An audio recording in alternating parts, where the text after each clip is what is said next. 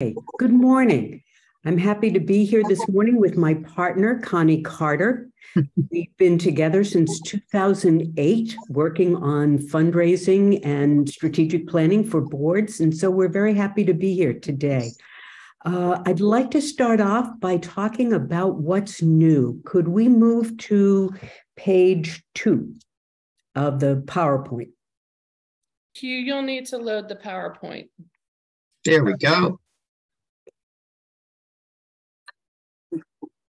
Next page. Thank you. Okay. Today we're going to be talking about how high-performing boards operate. And what we want to do is start with a bit of information about the universe in which all this is happening. And one of the things that's had an expanded impact on nonprofits is the increased complexity in government. There's more scrutiny and there are more regulations. For example, the IRS asks a series of questions about how an organization works. We'll talk a little bit more about that when we get to the 990. Moving on, board members are really hard to recruit these days. People are very busy. They're just too busy to have free time to be able to work with boards. And that's been something in the works for the last 20 or 30 years. And oftentimes what happens with that is that board members get recruited because they're available, but not necessarily because they are the right fit with the right resources at the right time for the organization. And one of the things we're going to talk about today is what it is that board members are expected to do when they join the board of a nonprofit. And that will help us all, I think, move the needle and be able to articulate more clearly to board members what it is we're asking them to do and how they can help the nonprofit. There's a wide constituent community, and their expectations and desires are very different. And the way in which we communicate with them has changed dramatically over time. So we have constituents now, constituents being those individuals who support the nonprofit either through their volunteerism and or their donations. But those different constituents are of all different ages and all different walks of life. But what we're hearing primarily is that donors want to know what the impact is of their gift. They want to know specifically what it is that their gift is going to do that will change lives. So we need to speak more now in terms of not the needs of the nonprofit, but the needs of the client community that we're serving. In addition, the charitable giving landscape has dramatically shifted. It is far more decentralized. And we particularly see that in the corporate community, where it used to be that corporate foundations would make a gift to a nonprofit working in the community, sometimes even nationally. They would make a gift to a nonprofit. But more and more now, that charitable giving through corporate foundations is really focusing in on what's happening within the community that business is working in, because that's where they want to have involvement. And one of the first things that we want to do is be able to reach out to the employees of those corporations who are working in our community, because that's the entry now to corporate giving, is to find corporate employees who want to work with your nonprofit on a voluntary basis, and through them you can get to the corporation. So giving is more decentralized, and the interests and engagement and giving patterns and approaches has changed a great deal. We have all different kinds of ways to give. You can give online, you can write a check, you can become involved, you can start a crowdfunding or a FundMe page for a nonprofit. It's really evolved. And that speaks to the increased technologies and social media that we all use. There's also been an increase in donor-advised funds, which means that some of the foundations that previously we had direct access to as volunteers, as staff of nonprofits, or as nonprofit CEOs. Now the foundation, the community foundations, are the threshold for those donor advised funds. So that's a different way of having to make contact with and develop a relationship with a donor advised fund. And because of the large shift in an aging population, there is a big increase in planned giving. And that really needs to be a focus of the work that we do as nonprofits when we offer giving opportunities to our donors and volunteers.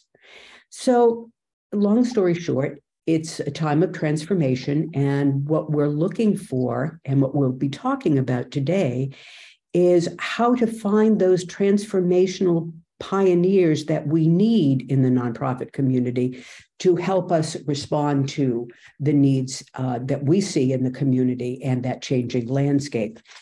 Next slide, please.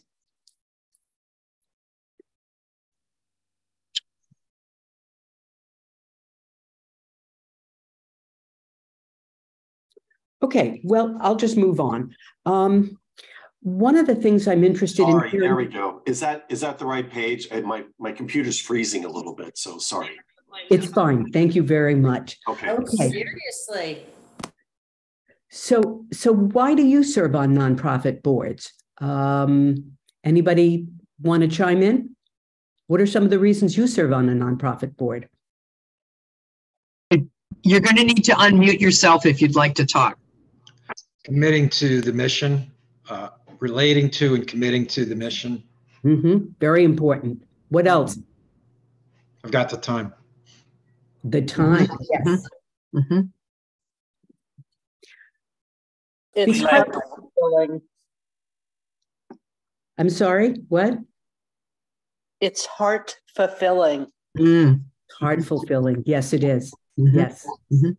Yeah.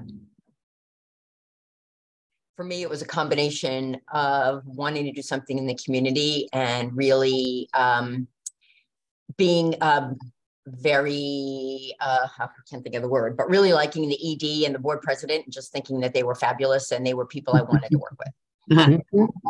So it was the people as well as the mission, Yolanda. Yes. Good. Yeah. Which actually speaks to the next item, which is because your participation is consistent with your personal core values.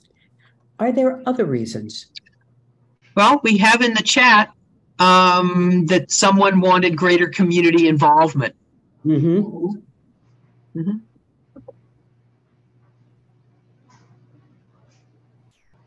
it's that commitment from all of you that really helps make a nonprofit more responsive to their client base and more responsive to the needs in the community. Okay, moving on to the next page. I'm going to turn this over to Connie, who's going to begin talking about board responsibilities. And then I'm going to pick it up later on and continue that conversation. Back to you, Connie. Okay, thank you. Thank you. And I just want to say it's a pleasure being with you this morning. So this slide contains the 7 basic board responsibilities. And if you've been to any community foundation programs in the last couple of years, you are probably somewhat familiar with these. Before we get into much of the detail, I just want to review them quickly. The first one is ensuring legal and ethical integrity, which you're all very familiar with, which means simply legal compliance and making sure that the organization is operating in an ethical manner. And we'll talk a little more later about how important ethics are in nonprofit organizations. Building a competent board is something that Corinne has already touched on. And one of the major responsibilities of a board is to make sure that you do have people on it who are capable of providing the governance, direction, and inspiration that's needed from board members. Determining the mission, the vision, and purpose is all about making sure that everything that's done in the organization is with an eye towards fulfilling its mission. Strategic planning also comes under this, and monitoring the programs, again, to make sure that they are accomplishing what they're supposed to accomplish, and again, furthering the mission to avoid wandering off into mission creep. Could somebody mute everybody? Look in the mirror at your sweater. Ah, hold on 1 second, please. Sorry, just got a gag reflex. We need to mute everybody. Okay. Okay. All right. So I have muted everybody, but you're able to unmute yourself if you want to ask a question or anything like that. Sorry about that. All right. Mute all. Okay. Hopefully I'm not screwing something up. Yes. Okay. All right. Moving right along. Protecting assets, managing resources. That relates to fundraising. It also, to a certain extent, managing and making sure you have resources. It also relates to fiscal oversight, financial oversight, and making sure that the finances of the organization are being managed properly. Number 5 relates to fundraising, ensuring that there are adequate resources. Number 6 is around being an ambassador for your organization, enhancing the nonprofit's public standing, which briefly simply means whenever you're out in the community and you're talking about your make sure you're talking about your organization in the very best light to promote it, and that you're sharing what you're doing with your friends and contacts, and that you're talking about your organization as much as you can. And hiring and supporting the CEO is a very critically important role of a nonprofit board. Let's go to the next slide. So before we get into the details, and we're going to talk about each of those 7 responsibilities pretty thoroughly, let's look at the overarching concepts of what board membership entails. So this overarching concept here is that directors are required to perform their duties in good faith, which simply means that you have the very best intentions when you step into the boardroom, that you have the best interests of the organization in mind, which means setting aside any personal agendas that you might have, that you are putting you're contributing your skills, your resources, and your expertise, which is the skill and diligence piece, that you're reviewing board meeting materials ahead of time, that you're asking questions, that you're paying attention. And ordinary prudence also means that you ask those difficult questions when there's something that doesn't quite seem to add up, or there's something you're unsure of, or there's something that you feel needs to be discussed further, that you're using ordinary care and caution in managing the affairs of the nonprofit. Let's go to the next slide, Q. So what that boils down to is 3 basic concepts.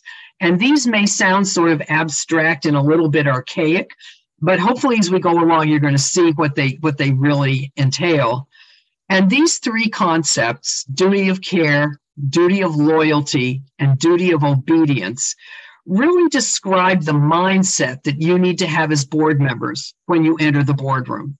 They're the guiding principles that board members need to use as you discuss issues, review reports, and most importantly, make decisions. So this duty of care encompasses diligence and prudence in carrying out the organization's mission, monitoring the investment of funds, and managing all of its affairs. So what that turns into in practicality means that you need to secure facts, you need to ask questions to get clarity on the issues to make sure you really understand what's being discussed. You need to receive timely reports from staff in advance of board meetings so that you can enter the board meeting prepared to knowledgeably discuss the issues. And if you're not getting those reports, that you are exercising that energy to ask for them and say, hey, I don't know, this is a new issue for me. I haven't heard anything about it. I'm not prepared to discuss that today. And that you feel empowered to say something like that, even though everybody else might be going, oh, come on, let's just get to it. Let's just do it. And you're like, no, I'm not ready for this because I need to be informed about what we are going to be talking about. And it also means that the board be aware of when they're discussing an issue or a concept that they're not equipped to knowledgeably make decisions about. There may be a time when you need to seek outside professional advice. For example, if you're considering, say, buying a property and there's no one on the board who has experience doing that for an organization, you may need to say, you know, none of us are equipped to handle this. We need to get outside help. And that's part of that duty of care, is knowing when you need to get outside expert advice. And there's two basic legal issues related to this duty of care thing. One is to ensure, again, that you have accurate information and that your reporting systems exist within the organization so that you know that the information you're getting is accurate. And to, again, ensure that your reporting systems are robust enough that so that they will they'll flag issues for board members in a timely manner if something is happening to threaten the existence or the success of the organization. This duty of care also means that board members have a general awareness of a variety of documents related to the organization, such as your articles of incorporation, your bylaws, meeting minutes, any IRS rulings, contracts, your assets, the nature of what types of assets your organization owns and how many there are, how they are administered, and how well they are performing. Now, that doesn't mean that you know every single word in your bylaws. It means simply you're aware they exist, you have them handy, so if you need to refer to them, you can, and that you're just thinking about all of these things. Hey, we want to make this change, for example. Is this in line with our bylaws? And you know how to research that. Let's go to the next slide, Hugh. So this is moving on to the duty of loyalty. And this simply means being loyal to the nonprofit, which means further into a little further detail that board members need to set aside any personal or professional interests. You need to place the needs and issues and best interests of the nonprofit ahead of your own. Nonprofit ethics are a bit different, as I mentioned earlier, from those in a for-profit. Disclosing any even potential conflicts of interest is essential annually for all board members because nonprofits have the public's trust and you're using funds that are donated as a result of that trust. You need to ensure that the conflict of interest disclosure statement is completed annually. That will help make sure that any possible issues are being disclosed. It also means that you respect the confidentiality of the organization's affairs, which means, in short, that what's said in the boardroom stays in the boardroom. It's really confidential. And then duty of obedience, which I think of these three is really one of the weirder sounding ones. It simply means that you're being obedient to the mission of the organization. You're conscious of what it is. You don't need to be able to recite your mission statement word for word, but it means that you have a general understanding of what that mission is, that you're following the organization's policies, the rules, and all of the procedures that govern you as a board member and the work of the board, that you follow the purposes and the powers that are described in the bylaws, again, that you're familiar with that, you're obedient to the bylaws, which means if the bylaws says, for example, your board can be, say, 7 to 15 members, and your board, for whatever reason, falls down to 5 or 6, you don't just say, oh, that's fine, we've got 5 great folks, it doesn't matter. It's like, no, it does matter. Your bylaws say 7, you're out of compliance. That's the duty of obedience piece. And that you also are adhering to the IRS regs so that you're not jeopardizing your tax exempt status. So these three things, duty of care, duty of loyalty, and duty of obedience, comprise that legal and ethical integrity step 1. Are there any questions on that at all, anybody? I know this is a lot of stuff maybe to take in for some of you. Okay, let's go to the next slide, Hugh. So the next one is about building a competent board, which Corinne alluded to earlier. And this first slide is talking about organizational life cycles. And what's interesting is we often don't think about this, but nonprofit organizations, like people, grow and develop through life cycles of progressive stages and by reaching developmental milestones. So each successive stage builds on the accomplishment and growth of the prior stage. And as this growth occurs, it is very important for the board to mature along with the organization.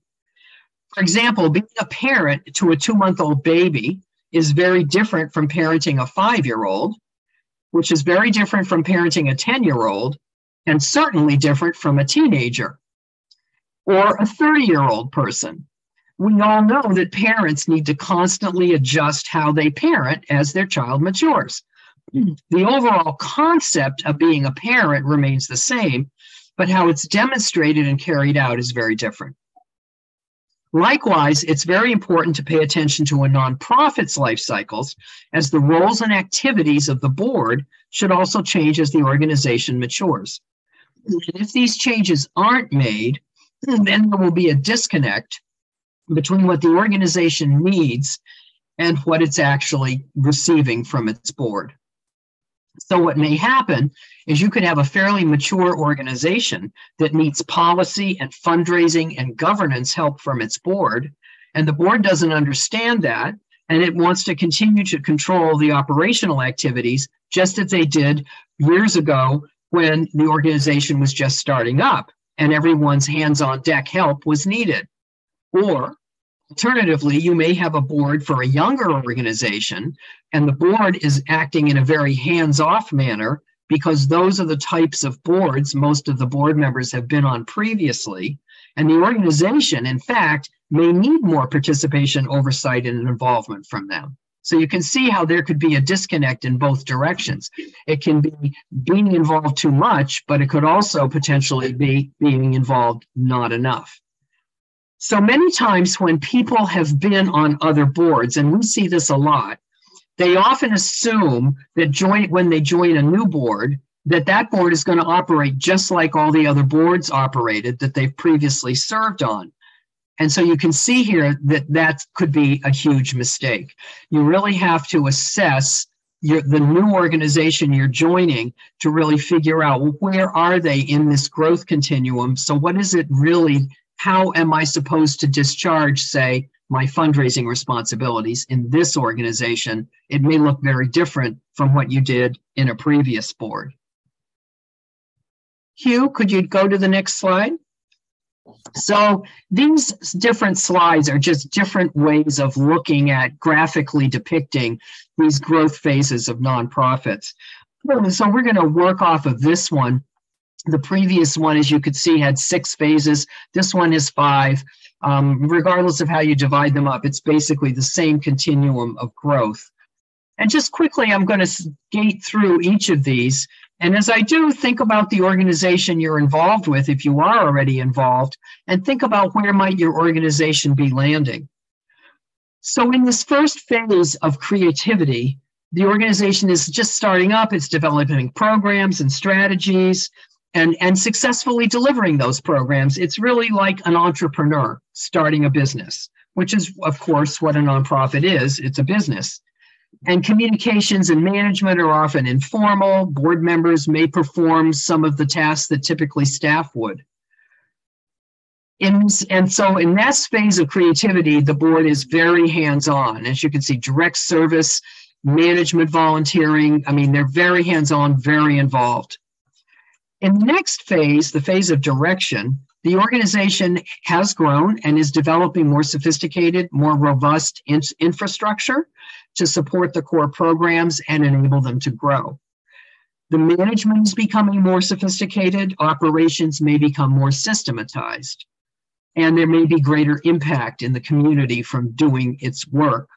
So in this stage, the board needs to shift from being very hands-on in the phase of creativity to a stronger focus on fiscal oversight, because probably there's more money coming into the organization and more money going out, and policy issues, and definitely more involvement in fundraising. So a more systematized method of board recruitment, training, and evaluation is beginning to be adopted. But you can see there's still a fair amount of hands-on, but you're starting to shift into more policy and strategic support. The phase of delegation is the next one.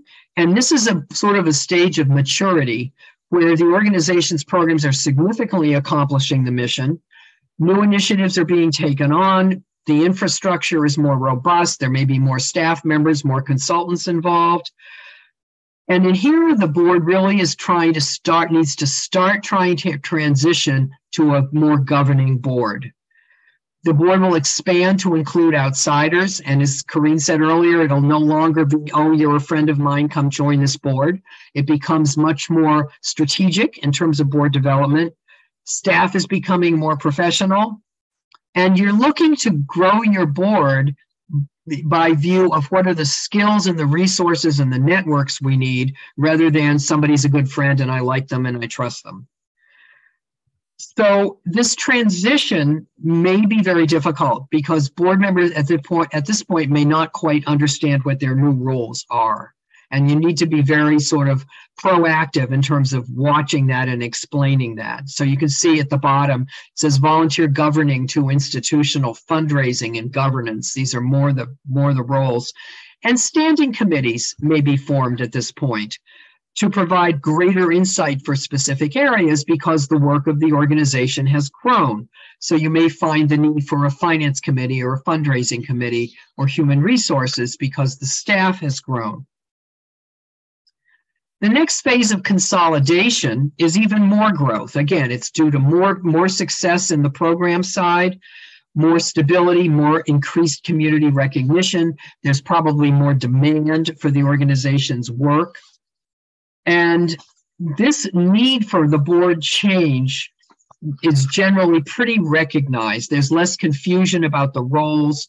The board size may grow and again be more focused and seated in its responsibility of policy oversight and fundraising. And the strong committee structure in that point will provide more strategy, feedback, and input that the board now can no longer provide. And so you see on this chart, there's no volunteerism, there's no hands-on volunteerism coming from the board at this point. There's oversight and strategic participation in fundraising and governance.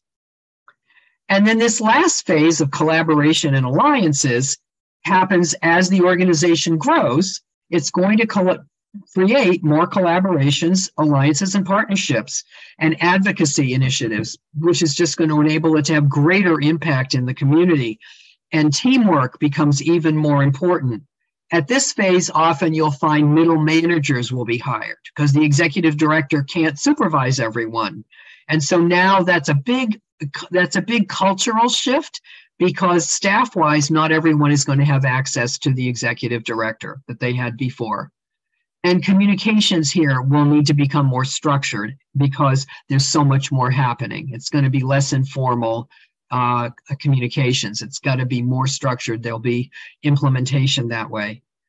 And in this phase, the challenge that boards often face is they feel they're too hands off. They've lost that connection with the mission. They may say, I don't know what's going on there. Yeah, this is our mission, but I don't know who's involved. I used to know all the clients, or I used to help out with the programs, and I'm not doing that anymore. And that's appropriate. They shouldn't be doing it anymore. But and so as a result, what you may have is a board may try to slide back into the micromanaging to help themselves feel more comfortable because now they do know what's going on, but that's not what's needed.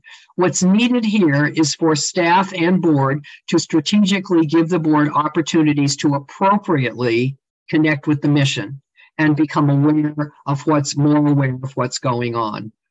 however that needs to happen. Some organizations have staff come to board meetings every time and do a small report on what they've been working on, or do a PowerPoint or a little video, or there may be appropriate opportunities for the board to come and watch the work in progress. This doesn't mean they need to go back to micromanaging. It means they simply need to reconnect with what that mission is. And another issue that may come up in this phase is you may have board members complaining that meetings are boring because you're listening to reports, or you're talking about policy and you're no longer talking about, well, what kind of water cooler are we going to buy? Or what color are the napkins going to be? It's you're up on this level, and people may find that a little boring because it's more strategic. So board members at this point may need some education and some coaching around what their planning, fundraising, and advocacy roles really are. So that's, again, just to be aware that can be a sticky point. Hugh, can we go to the next slide? So this slide is simply a different graphic depiction of what we've been talking about, that basically the board roles and the responsibilities need to change as the organization grows. And you can, study that more because you will be getting this PowerPoint. Hugh, can we go to the next slide? So this slide lists the number of tasks that need to be done, and it's quite a significant list to ensure that there is a competent, diverse board with sufficient members to adequately support the organization. Now, most of these tasks are typically done by a governance or nominating committee if your organization has one. Alternatively, they can be done by an executive committee. However, these jobs are extremely important, and so we would recommend that you create a governance or nominating committee if you don't already have one, because these are so important that it does need the focused attention of several board members to make sure that they happen. And some of these, just to summarize quickly, some of these main responsibilities include to develop job descriptions for board members, to utilize a strategic, organized approach to recruitment and to orienting your new members. Adopting a board recruitment policy at this point is extremely important to avoid the haphazard situation of where someone says, hey, come on down and join the board, and someone shows up and no one knows them, and what is this? Monitoring your board term limits is another key responsibility of this committee, to be aware when people are rotating off the board and to maintain a pipeline of potential qualified board members. And we would strongly recommend that your board have term limits.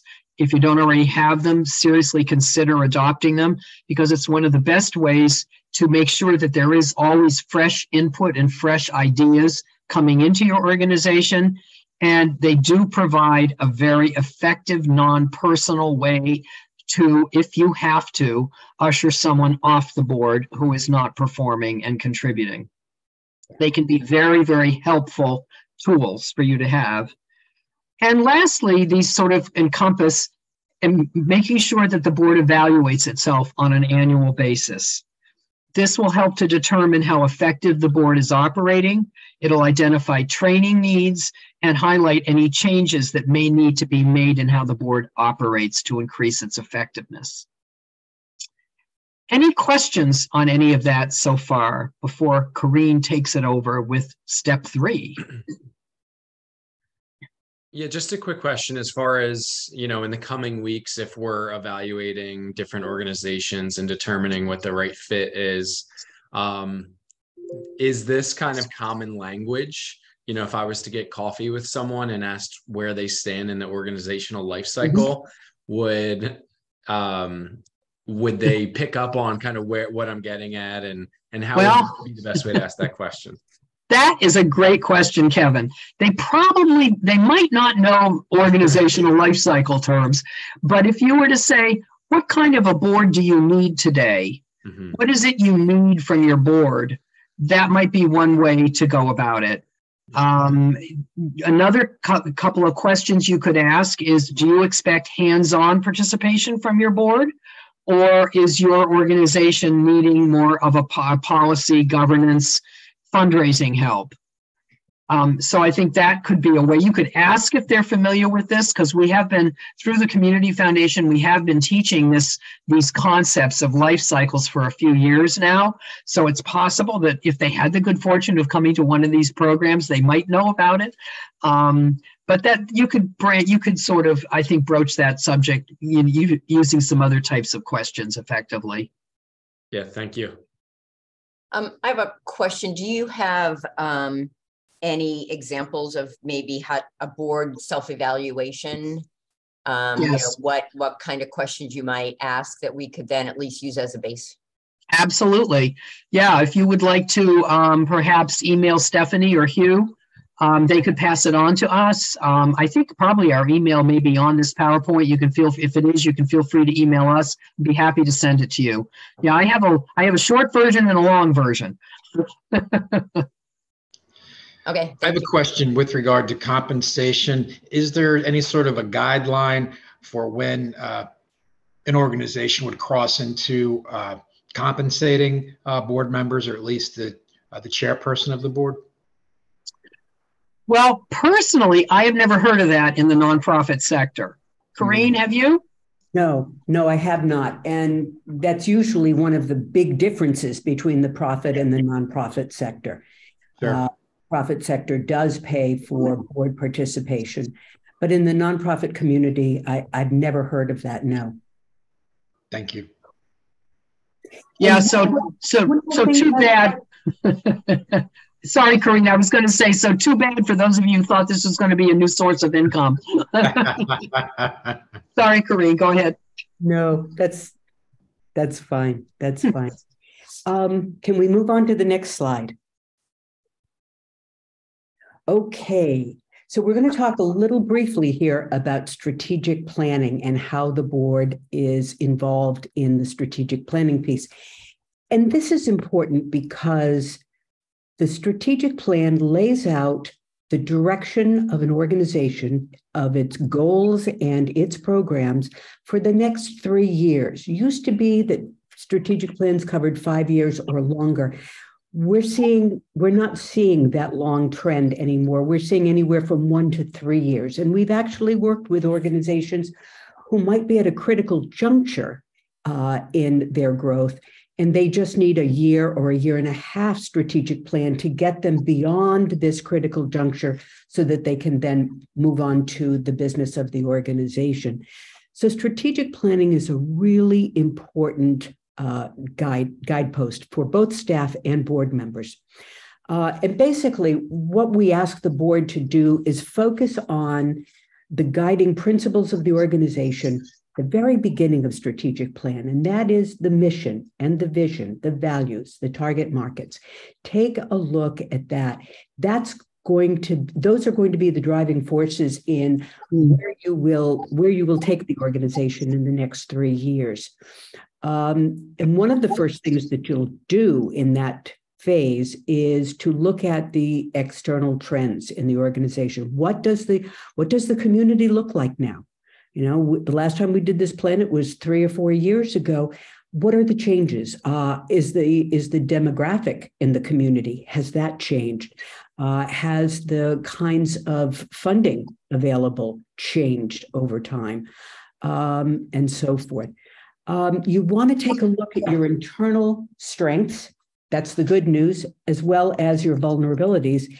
That's not necessarily the bad news. It's just the news that this is where you want to focus your efforts on, whether this is an area that you want to continue in. And if so, you'll want to build your abilities, your capacities in these areas. For example, we worked with organizations who have an incredibly large population of clients who need assistance. This happened particularly during COVID. But one of their vulnerabilities was that they were not able to raise the kind of money that they needed to raise to be able to service that population. So you would take a look at that as a board member and come up with different ways in which you could strengthen your fundraising capacity to meet the current need of your client base. Also take a look at your collaborative partners, and that may be the folks who fund you. It could be organizations who do work that is similar to the work that your organization does. It could be individuals out there working in the corporate community or not the legal community, but the local government, who you may need to develop relationships with to be able to get the kind of information and the kind of support that your organization needs. So really what you're doing here is you're sort of expanding your universe of references, consultants, people who can help you do your job more effectively.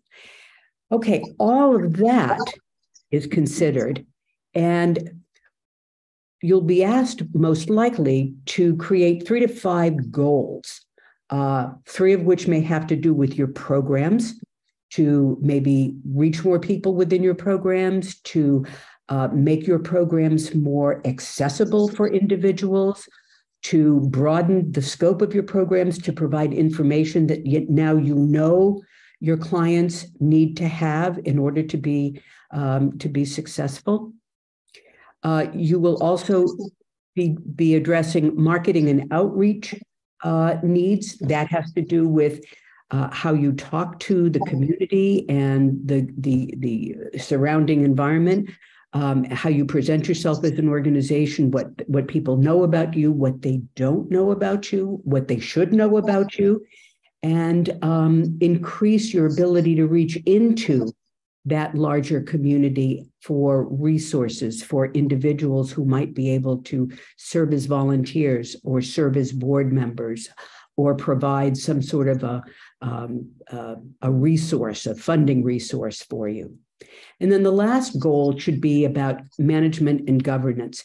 And going back to what Connie has said earlier about the nominating committee, it's been our experience that having a nominating committee that works year-round, not just 1 month a year, but year-round, to identify individuals that you come across as a board member at a meeting, at an event, someone who you work with, someone who you have recently talked with, who have the ability and the resources to help your organization, your nonprofit organization. You want to be able to bring those people in. And that's not going to happen just 1 month out of the year. That might happen several months out of the year. So it's our advice that the nominating committee really looks for members to join the board on a year-round basis, and that it is done in a strategic fashion. For example, Connie and I have often put together a strategic look at what a board is comprised of and what a board needs to have. And that chart, that graph, that template, whatever you want to call it, would provide the various areas within the board that you need to have representation. And it could be legal, it could be financial, it could be marketing, it could be someone in the government, it could be someone in the corporate sector, it could be a service provider, it could be someone in government who is working particularly in the area where your nonprofit is working. Where you get the information and where you get the information is as important as getting the information, because you want to make sure that your resources are going to really support the work that you're doing and help further the work that you're doing.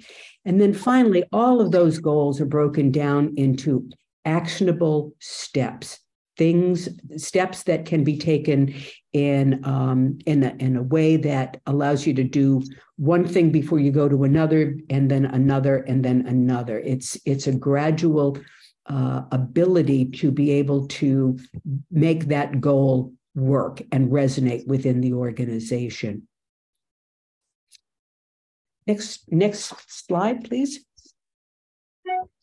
Okay, here's the bad news for board members.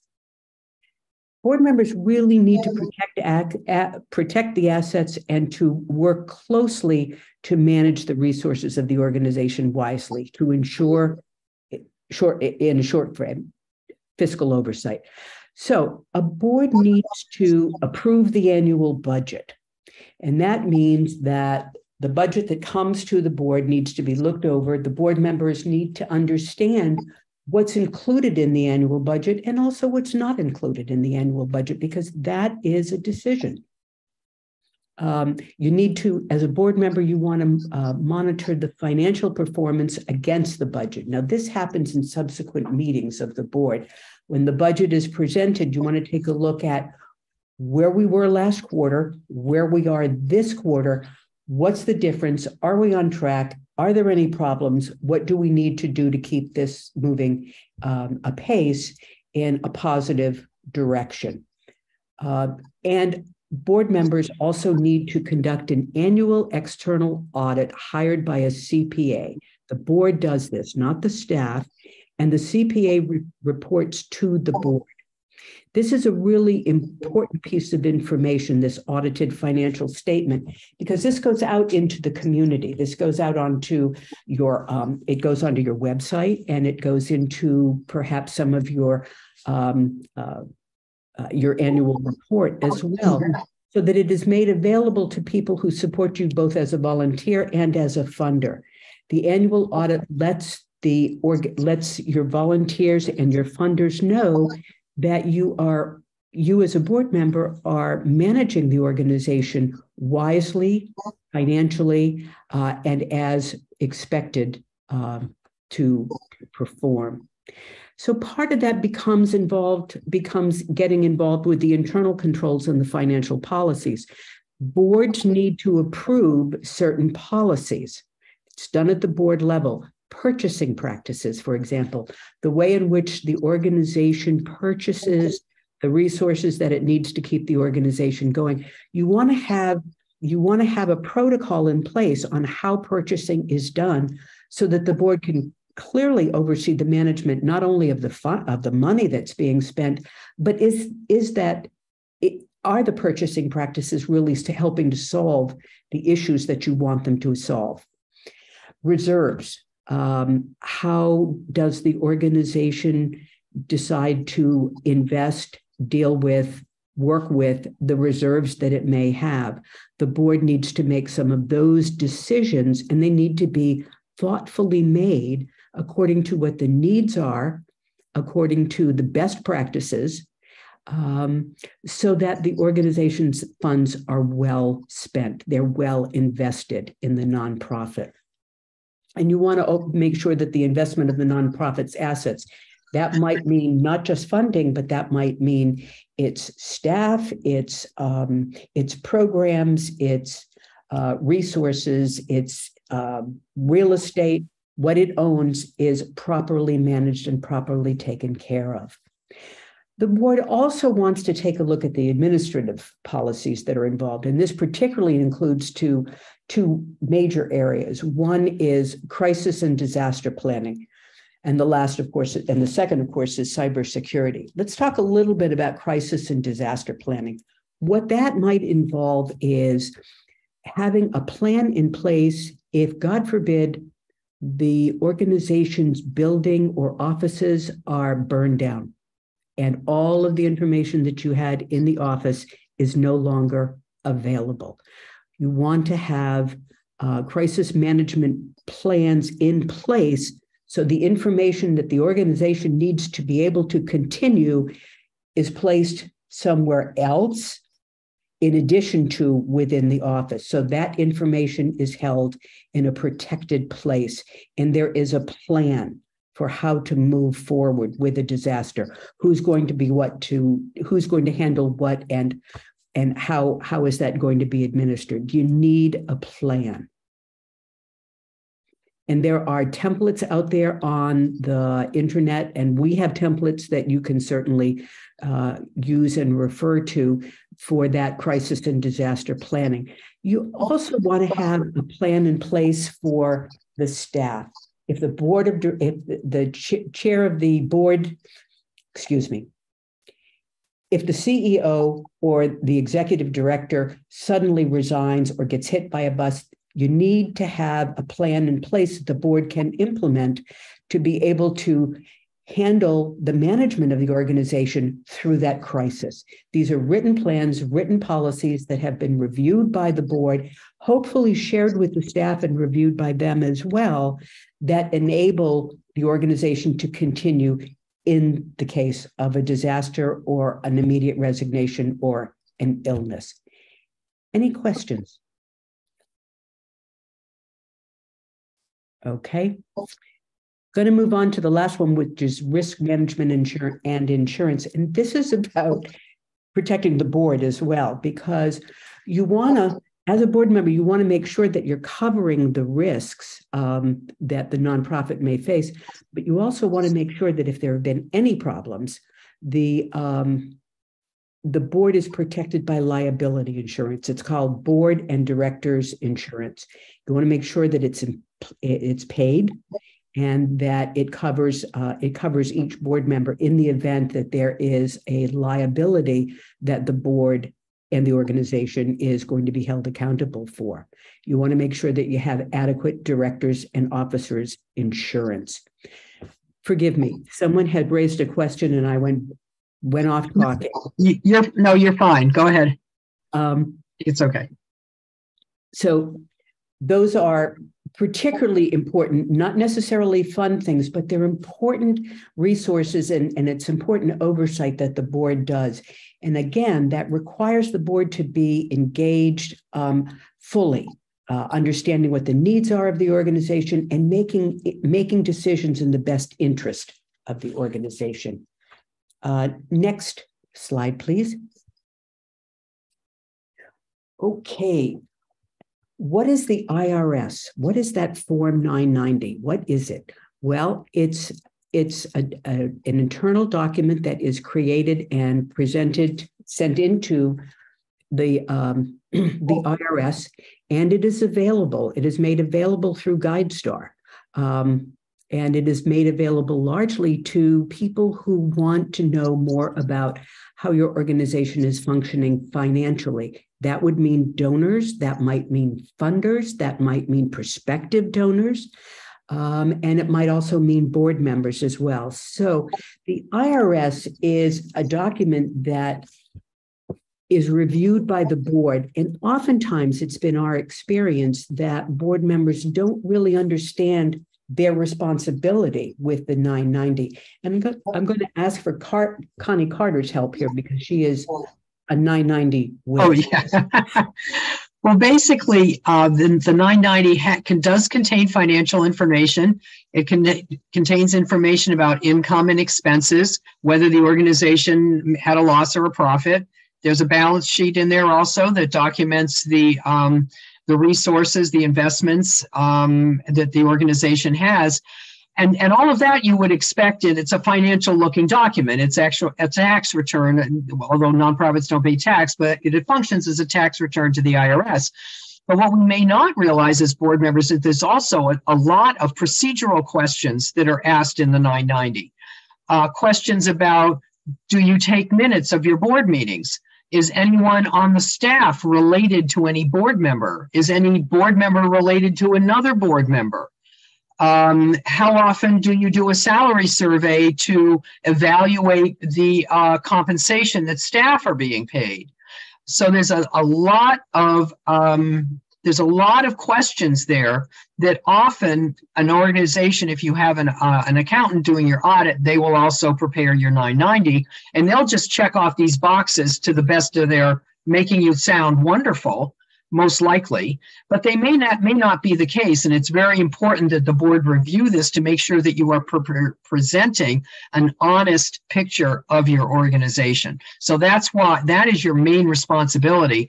And as Corrine mentioned, the other tricky side of this 990 thing is that it is posted on GuideStar. GuideStar gets it, or Candid now. GuideStar gets it from the IRS. It's posted there, and anybody who wants to look it up can look it up. And they do, and more people are doing that. So it's just very important that you ask the question. And if someone were to say, "Oh, well, the finance committee handles that," I would suggest you say, "No, this needs to be discussed at a board meeting. Someone from the finance committee needs to walk us through this, or your auditor, or whatever." Thank you. Over and out. Well done, Connie. Okay, moving on. Next slide, please. Ensuring adequate resources is code for fundraising. So it's well for us to ask, what do major donors look for? Well, clearly they look to see that the organization is well run, level 1 basic compliance. Is the organization in good standing? The IRS, the 990 will help determine that. And also its reputation, a nonprofit's reputation in the community, which we will talk about later, is also another indicator of that. But the second level of performance, it has to do with the number of constituents served and the mission and the vision and the major programs. And again, donors are looking to see how their gift is going to make a difference, make an impact. What is the it that their organization will fund? And it is so important for us in fundraising to be able to articulate very clearly, your gift is going to provide us with X that will allow us to feed and house X number of individuals and take them to their next level of family maintenance, or however. You want to take a look at the performance track record, evaluation, and outcomes to make sure that that is information that works with what you have already put out in the community as your goals and your the things that you have managed to improve and do. It looks at the government and executive leadership, the external communications, which might be your annual report, your website, newsletters, as well as your 990, and financial health as well. Off to the side, you see that there are some areas where you can, sources that you can use for further information. Next slide. And part of ensuring adequate resources is making a decision about how you're going to interface with your donors. Individual donor asking costs less and generates more. The bottom line here is that 80% of a nonprofit's organizational funds most likely comes from 20% of their donor base. Conversely, 80% of the funds, 20% of the funds raised comes from 80% of the donors. So clearly, 20% of your donor base is able to generate 80% of the money that you raise on a yearly basis. And all this is to say that you want to devote as much of your time, ideally 80% of your time, in cultivating the relationships with that 20% of your donor base. The people who give the most, they have the highest impact. They make gifts through major gift campaigns, deferred gifts. They often volunteer and open doors to others. You want to showcase your major donors and the work that they do for the organization. So your relationship there is really based on building on that relationship, making it stronger, making the relationship with your donors more deeply felt, more in-depth, more time. So you would have more one-on-one meetings, you would take them to lunch, you would spend more time face-to-face with them. Whereas with your other donors, the 80% of the donors who write the check for $50 or $100 a year, and you're grateful for that, but your overall approach with them would be social media, direct mail, maybe a phone call. Staff often implements the solicitation as opposed to board members would be heavily engaged in major gift fundraising. Okay, moving on to the next slide.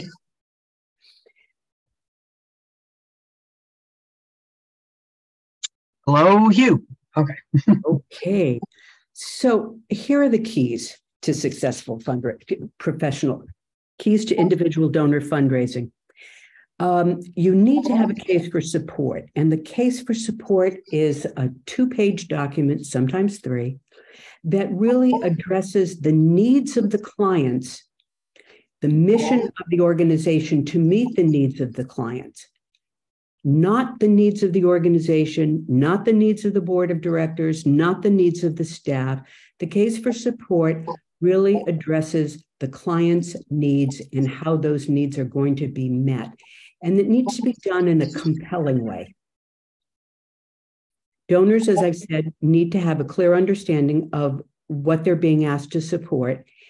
The case for support needs to not only address that, but it needs to address the goals, address a solid plan. What is the plan for being able to do this? How are we going to meaningfully create these programs and deliver these programs? And what is the evidence that we will show you that this has been done, it has a meaningful impact, and this is what your gift has been able to accomplish? Meaningful cultivation and relationship building is so important to all of this. You need a strong leadership with your board and your staff and volunteers. You need proven methods to promote engagement and ownership. You want to understand what a donor is interested in, why they're involved, what their frame of reference is, so that you can relate to them more personally and build that relationship. Donors kind of look at this thing as, what's in it for me? I love your mission, but is your mission really, is it really meeting the needs of the people that you say it's meeting? How does my gift impact that? That clear line of information is so important to create. You also want to make sure that donors understand that they are not the only one making gifts. No one likes to be the only donor in. So making your donor base available is really important through acknowledging people's gifts in your annual report or on your website. And there may be other opportunities for recognition as well, and you would want to make that available to your major donors particularly. And finally, meaningful participation is what volunteers are looking for at both the board level and at the just staff support level. They're looking for something that's going to be meaningful for them. And so our advice to you would be to find out what is important to them and plug them into that part of your organization where they will find that participation, that meaningful participation. And all of that is really about taking the time to sit and talk with your volunteers so that you know that you're building the relationship and you're meeting their needs. Okay. Next slide. Finally, what I'd want to say to you is that the reputation of a nonprofit is absolutely primary. As a board member, you want to be able to know that what you're doing within a board meeting, the decisions you're making, the way that you're talking about your organization out in the public is absolutely honorable, ambassadorial, and that you are presenting the organization in the best possible way that you can. I can't tell you the number of times Connie and I have interviewed people in a demographic study for a client and learned that there is a lot of bad press out there about an organization that the organization has no knowledge of. So as a volunteer, as a board member, you really want to present the best possible picture of your organization, because that's not only is that your job, that's the lifeblood of the organization. If an organization's reputation is soured in the community, the fundraising falls, the number of people who follow the organization, that falls, the clients who come there, that begins to fall. And that's not what a well-managed organization by an incredibly fine board of directors does. It just doesn't happen that way. I've talked long enough. Let's go to the questions. You want to go to the next slide? I think there's one more, CEO. The final thing that the board of directors does is to hire, support, monitor, and evaluate the CEO. Yeah. Please understand, this does not mean monitor and evaluate the staff. It means the CEO. The CEO is hired by the board. The staff is hired by the CEO. Ergo, the CEO manages the staff and the board manages the CEO and the executive director. And what we've often found is that board members who are not clear about what their role is will sort of jump the fence and reach out to a staff member to gather information, to ask a question, to seek information. In fact, the protocol would be for the board to contact the executive director or the CEO, not jump over the CEO to the staff. Is that clear? Okay. The board annually reviews the executive's compensation. It's the executive's track record for the year. Has the CEO has the performance met the standards that were set? Have the organizational goals met the standards that were set? And basically, the board wants to have an open and trusting relationship with the executive director because those two entities are really steering the organization, and they need to work in tandem, and they need to work comfortably and openly with each other to create that sort of strong team at the helm of an organization. Okay. Next slide.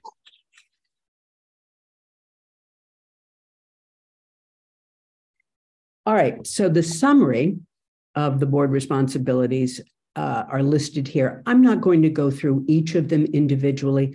What I will say to you is that the document that you have in front of you, your PowerPoint today, is a marvelous template for you to use and refer to on a regular basis. It provides really important information for each of the steps that board members will be taking in their role as board members. So I would keep this PowerPoint and refer to it often as issues and questions come up. I think it will guide you well in your service as a board member to a nonprofit organization. Are there any final questions? I know we've run over a little bit, but appreciate you hanging in. Anything come up for anyone? And I would second Corinne's comment that I think the PowerPoint could be a great guide and a great tool for you as issues potentially come up, or you're questioning what to do, or you want some direction. Any questions at all? Will the PowerPoint us by email? Yeah. Yeah. Thank you.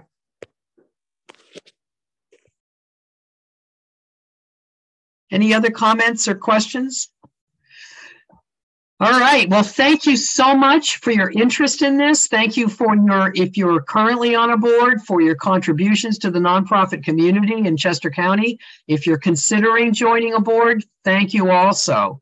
We really appreciate your involvement and your caring and your desire to help, because nonprofits do very, very important work, and it's made possible by people such as you. So thank you. Thank you, Connie. Take care.